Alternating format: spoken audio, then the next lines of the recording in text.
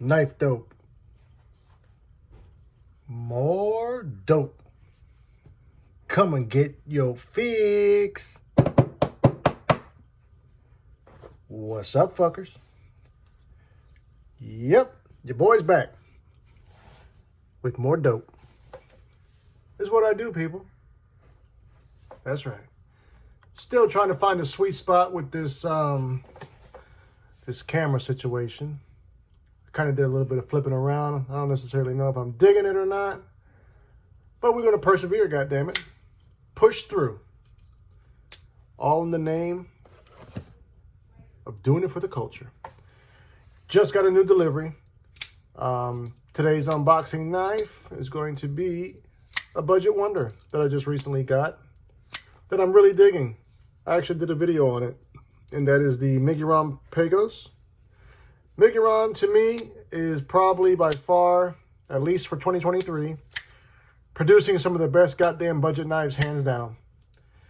Best bang for your buck. I'm scheduled to receive a premium knife of theirs, but as of this point, I have not. But everything that I've gotten from them on the budget side, with exception for one that I wasn't a fan of that I ended up gifting to somebody. Shout out to you, Rich Kasner. You sorry bastard. But seriously, they're doing good shit, man. So, as a matter of fact, I think I even saw a video today from a major YouTube channel, kind of touching on the same thing. Although my video was first, goddammit. Today, this knife that we're going to be taking a look at is from one of my favorite, if not my favorite, knife distributor, which is River's Edge Cutlery. Shout out to you, Brian. So let's get into it. But first, if you do enjoy the content, I'd ask that you would share, like, comment, and most importantly, subscribe. It does help the channel, it does trick the algorithm, and it does help your boy to go viral. Okay, enough of that shit. Knife is very sharp out the box. No complaints on that.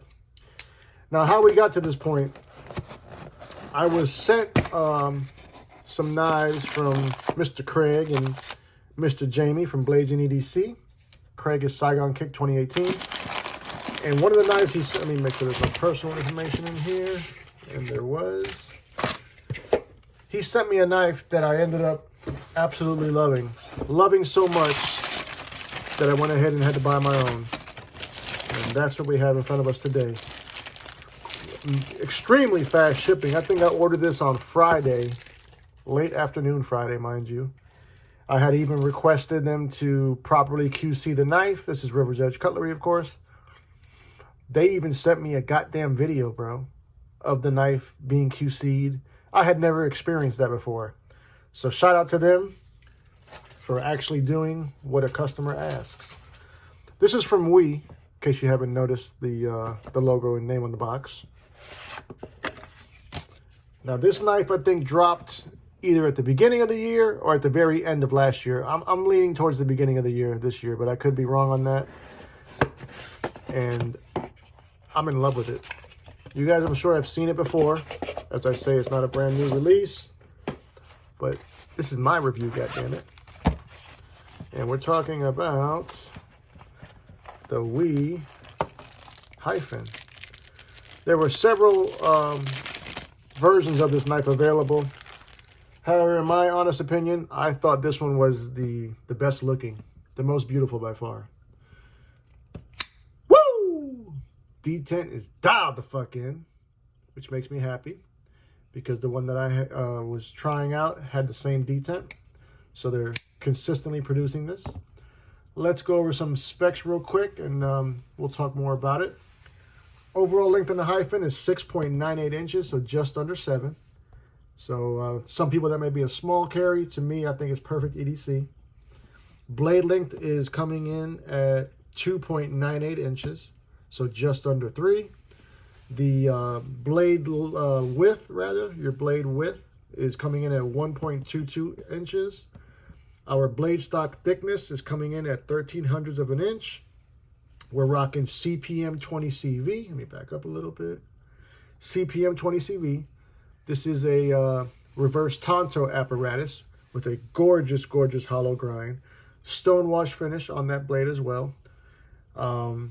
The handle length is 4 inches. Our handle thickness is coming in at 4/800ths of an inch. The handles are titanium, stone-washed titanium, I might add. They did a fabulous job with these handles. Riding on K ceramic bearings. It is a frame lock, and it is also deployed via your thumb studs. Ergonomically speaking, they do give us a little bit of a finger choil up there, so you already know you can choke up and get that full purchase, no refund. Full purchase, no refund. That's right. Overall weight on this was 3.49 ounces. This is a Michael Gavko design. For some of y'all who might not be familiar with him, he does a lot of custom knives, and he does, quite a few production knives. Let's go over some knives to give you guys a better idea visually of how these knives stack up. And I'm going to start out with comparing it against the only other Gavko in my collection, which is a Thresher. I really like the Thresher. Haven't given it a lot of pocket time, which is a story for most of us. You know how that goes. You just continue to buy. But nonetheless, it is a great knife, and there you can kind of see his design language for the most part. As a matter of fact, speaking about that, I think I'm going to start a series here when I acquire a couple of knives from a maker. I'm going to do like a series on each maker, call it like a designer deep dive or some shit like that. Something real clickbaity. You know how they do. So there you see it up against the Thresher. So it's smaller than the Thresher. Next up is going to be the Vero Mini Impulse. Another knife which has not seen any goddamn pocket time. So the high fin is smaller than both of those. Quick spoiler alert. It's going to probably be smaller than most of these, but we shall see. Next up, one of the best knife releases this year of 2023 so far, and that is the 395, baby, version 2. So the high fin is, I think, dead money with that. Next up, one we should all know by this time, which is the PM3 Spyderco rendition. So there you see it up against that. So basically, all three of these knives are the same goddamn size. So you can kind of get the idea now of what you're working with this high fin.